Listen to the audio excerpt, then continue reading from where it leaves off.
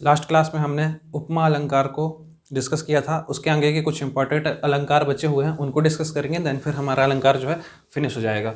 Next अलंकार है हमारा रूपक अलंकार। ठीक है, रूपक अलंकार की यदि हम बात करते हैं तो रूपक अलंकार आपका क्या होता है?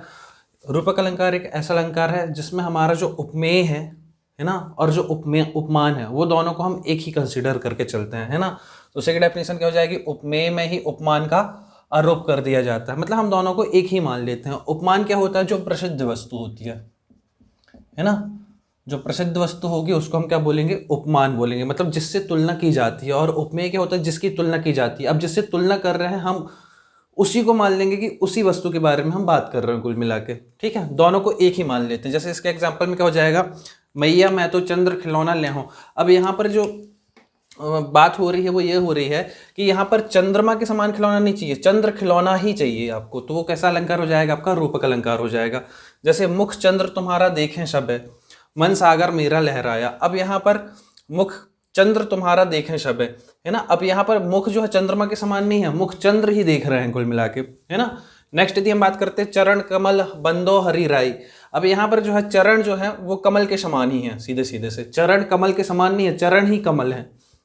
नेक्स्ट पायो जी मैंने राम रतन धन पायो, मतलब यहाँ पर जो रतन है वो सीधे सीधे से बात हो रही है। पायो जी मैंने राम रतन धन पायो, है ना।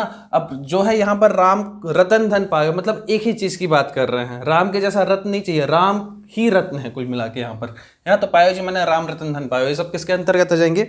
ये सब आ जाएंगे हमारे रूपक अलंकार के अंतर्गत। नेक्स्ट होता अन्योक्ति अलंकार। जैसे नाम से समझ में आ रहा, अन्य उक्ति। अन्य उक्ति क्या हो जाएगा? अन्योक्ति अलंकार। तो ये क्या हो जाएगा? जब बात प्रत्यक्ष रूप से ना कहकर बात को किस तरीके से कहा जाता है? अप्रत्यक्ष रूप से कही जाती है, तो वहां पर क्या होता है? आपका अन्योक्ति अलंकार होता है। जैसे एग्जाम्पल पे, नहीं पराग नहीं मधुर मधु ना ही विकास ही काल, अली कली ही सौ बधियो आगे कौल हलाल।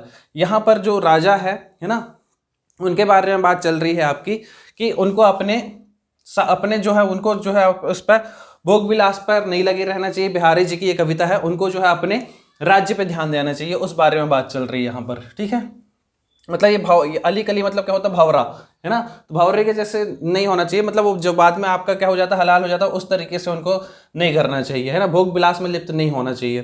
तो इस तरीके की बात यहाँ पर की गई है। नेक्स्ट यदि जैसे हम बात करते हैं, मालियावत देखकर कलियन करी पुकार, फूले फूले चुन लिए काल हमारी बाल। अब यहाँ पर जो बात चल रही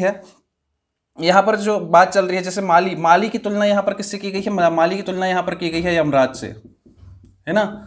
माली की तुलना यहाँ पर किससे की गई है? यमराज से। और जो यहाँ पर ये कलियन है, कलियन करी पुकार, मतलब जो आज युवा है, कलियन किसको बताया गया है? युवा को, कि आज तुम्हारा नंबर है, कल को हम जो बुजुर्ग लोग हैं पहले अभी उनका नंबर है, बाद में किसका नंबर आ जाएगा? युवा लोगों का नंबर आ जाएगा, है ना। तो वही बात की है, मालियावत देखकर कलियन करी पुकार, फूले फूले चुन लिए काल हमारी बाल। तो ये इस सेंटेंस में तो हमको ये समझ में आ रहा है कि यहाँ पर जो बोला गया है वो बोला ये गया है कि माली आज आ रहा है, जो फूल फल गए हैं आज उनको चुन के ले गया, कल के दिन हमारी जो है बारी आ जाएगी। तो उसी के संदर्भ में बोला गया है, माली जो है यमराज को बता दिया गया है और कलियन बता दिया गया है युवा को। ठीक है, नेक्स्ट हमारे पास अतिशयोक्ति अलंकार। अतिशयोक्ति अलंकार क्या होता है? जहां पर किसी भी बात को बढ़ा चढ़ाकर बताया जाता है, वहां पर क्या होता है? अतिशयोक्ति अलंकार। जैसे एग्जांपल है, देख लो साकेत नगरी स्वर्ग से मिलने चली। किससे मिलने जा रही है? स्वर्ग से मिलने जा रही है ना। तो अब बढ़ा चढ़ाकर बता दिया गया। संदेश ने मधुबन कूप भरी, ठीक। हनुमान जी की पूछ में लगन न पाई आग, लंका सारी जल गई गए निशाचर भाग। अब ये जो है ये हमारा सब इंजीनियर का एग्जाम्पल, ये वाला एग्जाम्पल पूछा भी गया है। नेक्स्ट है हमारे पास विभावना अलंकार। विभावना अलंकार क्या होता है? बिना किसी कारण के काम का होना जो है आपका पाया जाता है, तो वहां पर क्या होता है? आपका विभावना अलंकार। मतलब वहां पर कोई कारण नहीं है लेकिन काम हो रहा है, तो वहां पर कौन सा अलंकार हो जाएगा? विभावना अलंकार हो जाएगा। जैसे एग्जाम्पल में, बिनु पद चले सुने बिनु काना, कर बिनु कर्म करे विधि नाना। यहाँ पर जो बात चल रही है सांप की बात चल रही है ना, कि ना तो उसके पैर हैं, बिनु पद चले, ना तो वो सुन सकता है ना, और ना ही उसके हाथ हैं, फिर भी वो विभिन्न प्रकार के काम कर रहा है। तो ये बात जो चल रही है वो सांप की चल रही है कि यहाँ पर कोई मतलब इसके पास कुछ है नहीं, फिर भी वो विविध प्रकार के काम कर पाता है, तो वहाँ पर क्या हो जाएगा? आपका विभावना अलंकार हो जाएगा।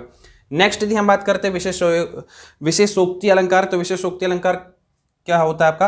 कारण के होते हुए भी कार्य का ना होना पाया जाए, है ना। मतलब कारण तो है लेकिन काम को होना नहीं पाया जा रहा है। जैसे एग्जाम्पल में यदि आप देखोगे तो नीर भरे रहे नित, मतलब आंखों में आंसू बिल्कुल भरे रहते हैं, नीर भरे रहे नित, तो ना प्यास बुझे, तब भी पे उसकी प्यास जो है नहीं बुझ रही है। जैसे पानी बिच मीन प्यासी, कि पानी के बीच में रह के भी मछली कैसी है, हमारी प्यासी है। यहाँ सुन सुन मुझे आवे हंसी।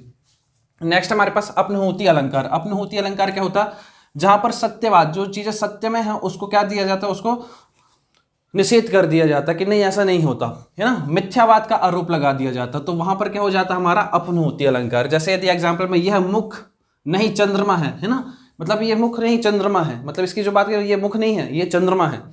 कृष्ण नहीं पीताम्बर पहने, अंबर वन बिजली चमक रही। ठीक, तो ये सब किसके अंतर्गत आ जाएगा, अपनहुति अलंकार के अंतर्गत। नेक्स्ट हमारे पास प्रतीप अलंकार। प्रतीप अलंकार क्या होता है, जब उपमेय को, मतलब जिससे, जैसे यदि हम बात करते हैं मुख ही चंद्रमा है, जैसे यदि हम बात करते हैं मुख ही चंद्रमा है, तो यहां पर यदि हम किससे तुलना कर रहे हैं, चंद्रमा की यदि हम बात करें, जैसे किसी की तुलना कर रहे हैं, किसी के मुख की तुलना कर रहे हैं हम चंद्रमा से, तो चंद्रमा क्या हो जाएगा, प्रसिद्ध वस्तु, तो ये क्या हो जाएगा, उपमान हो जाएगा, और ये क्या हो जाएगा, उपमेय हो जाएगा। अब यदि हम बात करते हैं प्रतीप में, हमने उपमेय को श्रेष्ठ बता दिया किसकी तुलना में, मतलब हमने मुख को ज्यादा श्रेष्ठ बता दिया चंद्रमा की तुलना में, तो यहाँ पर कौन सा अलंकार हो जाएगा, प्रतीप अलंकार। तो इसका एग्जाम्पल क्या, चंद्रमोहिनी का मुख सा सुंदर, है ना।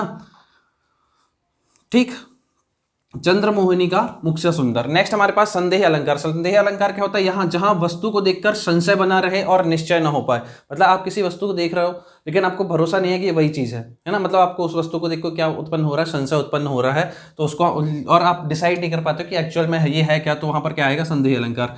जैसे यदि हम बात करते हैं एग्जाम्पल, लक्ष्मी थी या दुर्गा थी या वीरता का अवतार, है ना, तो मतलब डिसाइड ही नहीं कर पा रहे हैं कि लक्ष्मी थी या दुर्गा थी, है ना, लेकिन वीरता तो थी उसके अंदर, लेकिन वो ये समझ में नहीं आ पा रहा कि वो दुर्गा थी या लक्ष्मी थी।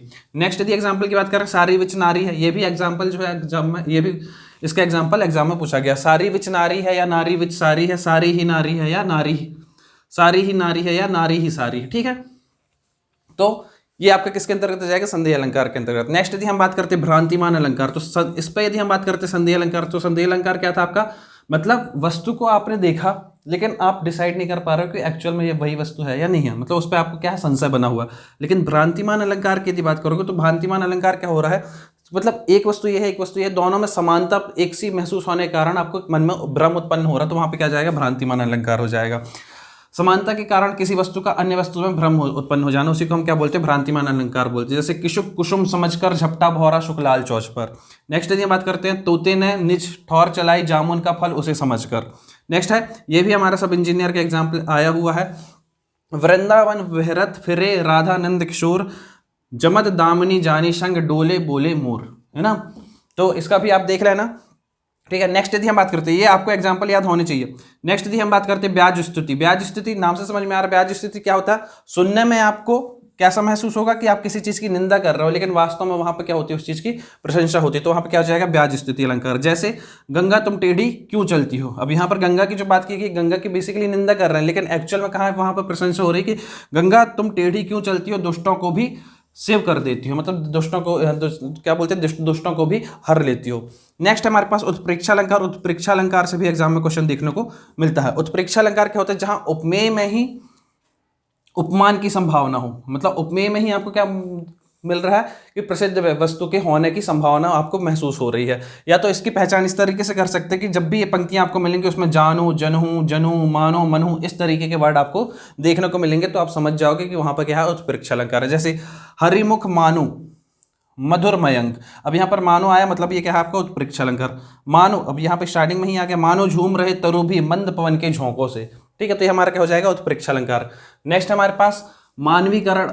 अब मानवीकरण अलंकार की यदि हम बात करते हैं, जो प्रकृति से जुड़ी हुई चीजें होती है, जब उनकी व्याख्या की जाती है तो वहां पर क्या होता है, मानवीकरण अलंकार होता है। जैसे मानवीय क्रियाओं का आरोप किया जाता है जहां पर, वो कौन सा अलंकार होता है, मानवीकरण अलंकार। जैसे एग्जाम्पल में सतपुड़ा के घने जंगल ऊँगते अनमने जंगल, ये सबने पढ़ा होगा। तो इस तरीके से जो इंपॉर्टेंट अलंकार थे वो हमने फिनिश कर लिए। ठीक, अब उसके बाद कुछ पॉइंट हैं जो आपको डायरेक्ट याद रखने हैं अलंकार के बारे में। जैसे आपको पता है कि कठिन काव्य का प्रेत किसको कहा जाता है, तो कठिन काव्य का प्रेत जो कहा जाता है वो केशवदास को कहा जाता है ना, या इसको इस तरीके से बोल सकते हैं, जिस प्रकार कठिन काव्य का प्रेत केशवदास को कहा जाता है, उसी प्रकार से काव्य का प्रेत यदि हम बात कर रहे हैं, या हिंदी का प्रेत जो हम बोलते हैं, वो किसको कहा जाता है, अलंकार को कहा जाता है। ठीक, नेक्स्ट हमारे पास जो अलंकार के प्रवर्तक थे, अलंकार के प्रवर्तक कौन थे? आचार्य भामा। आचार्य भामा को अलंकार का प्रवर्तक कहा जाता है। इनने 48 प्रकार के अलंकार बताए थे, किसमें? काव्य अलंकार में। इनका जो एक ग्रंथ था काव्य अलंकार, उनमें इनने 48 प्रकार के अलंकार बताए थे। नेक्स्ट आचार्य हमारे पास आचार्य दंडी, इनने अलंकार की क्या दी थी? परिभाषा दी थी, है ना। और किसमें दी थी? ये काव्य दर्श में दी थी, और इसमें इनने अलंकार के 35 प्रकार बताए थे। नेक्स्ट हमारे पास आचार्य वामन। आचार्य वामन में अलंकार के भेद बताए थे, और मैंने ये बताया था भरत मुनि ने अलंकार के 4 प्रकार बताए थे, किसमें? अपने नाट्य शास्त्र में। कौन कौन से हैं आप कमेंट सेक्शन में बताओ, आपने यदि पढ़ लिया होगा तो आपको पता होगा। ठीक, इस तरीके से हमारा अलंकार वाला टॉपिक आपका फिनिश हो जाता है। ठीक है, ओके।